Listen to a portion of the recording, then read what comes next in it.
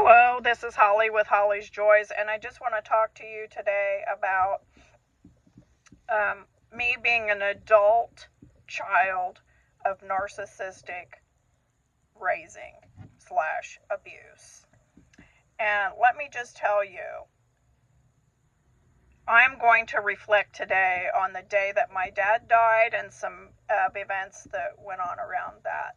So, my dad passed away many years ago. It was in the 90s.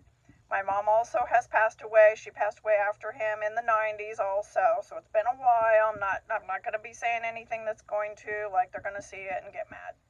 So we're going to just be as honest as we can, but yet measured in our words, because that's the person I want to be. Now, the day that my father passed away, and I have talked a little bit about the diagnosis. He had lung cancer. He smoked a long time, non-filtered Camels, and the fact that my mom breached a lot of boundaries around that. Well, this is the day. So he passed away, and we went back to the house. He passed away in the hospital. We went back to the house, and I started to cry. Like, you would think I'd been crying this whole time, but I wasn't. I don't know. I think it was it's not even shock. I don't know. Just being raised the way I was, like, it wasn't appropriate to cry in public. Like, so now we're at the house, so now I can cry. So I began to cry, and my mom got angry. And she looked at me and she said, "Stop doing that now," in a real gruff and angry voice. And I mean, I was just like, "What?" And I just sucked it back in. You know, I'm well trained. So, and I'm in my like late 30s. No, mid 30s. Young 30s. I was 33. So I was very compliant. I sucked it back in and acted like, "Oh, this is no big deal. It's just another day, right?" Which I get. She didn't want to cry. I don't know. I don't get it. I can pretend I get it and I can make an excuse, but I don't get it. It's normal to be sad. I thought it was normal to be sad. So anyway, it was just a really confusing time, and I found a few weeks later we were back home, and my husband's military, so we were living in a different state, and we were going to a church, and there was they had an auto, one of our parishioners had an auto accident, and this older man was killed, one of our parishioners. And I went to the funeral and I lost it, and I just could not control my hysteria. I was like crying so hard.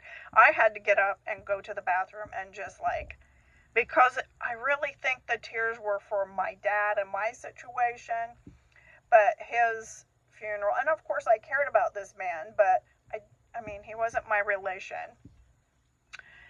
And I cared about the people in his family and all of that, but I mean, the level of grief that I felt around that was very disproportionate. But it was a more safe space for me to just let it all out. And I couldn't tamp it back in anymore. Well, for me, that's how it has happened, where I try to tamp in those those feelings and keep them at bay and like pretend they're not there.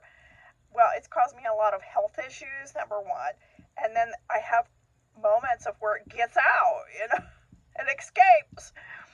And then it's big and disproportionate, and I look like I'm a nut because it really doesn't go along with what's actually happening here. Well, it really doesn't have anything to do with what's happening here.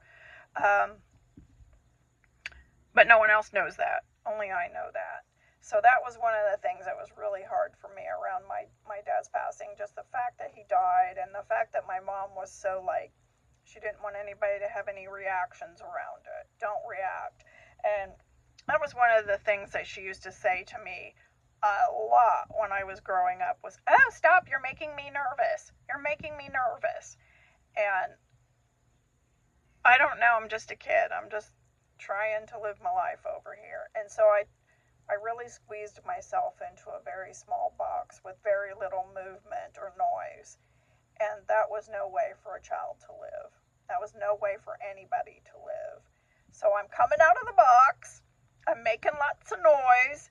And I hope you go into the world today and get out of your box and make a lot of noise and live your life big, joyously, and happily in the way that you were intended, whatever you deem that to be. Don't let somebody else try to stuff you in a box. If that's their discomfort, is theirs to deal with. I did not know that when I was young, but I'm beginning to understand it now. So be kind to yourself. Go to YouTube at Holly's Joys and subscribe to my channel. I'm going to continue to share these types of videos about my experience with being raised by a narcissist, and now that I'm an adult, how that has transpired in my life. And go see Jerry Wise videos. Those are really, really good. He talks a lot about the adult children of narcissist or narcissistic abuse. And also I have art videos and cat videos and all kinds of different things. So if you go to Facebook and on Patio Pet, you can see all the different art projects that I do, and I post those there. And there's videos too about it. So go check it out. We'll see you next time. Have a great day. Go love yourself.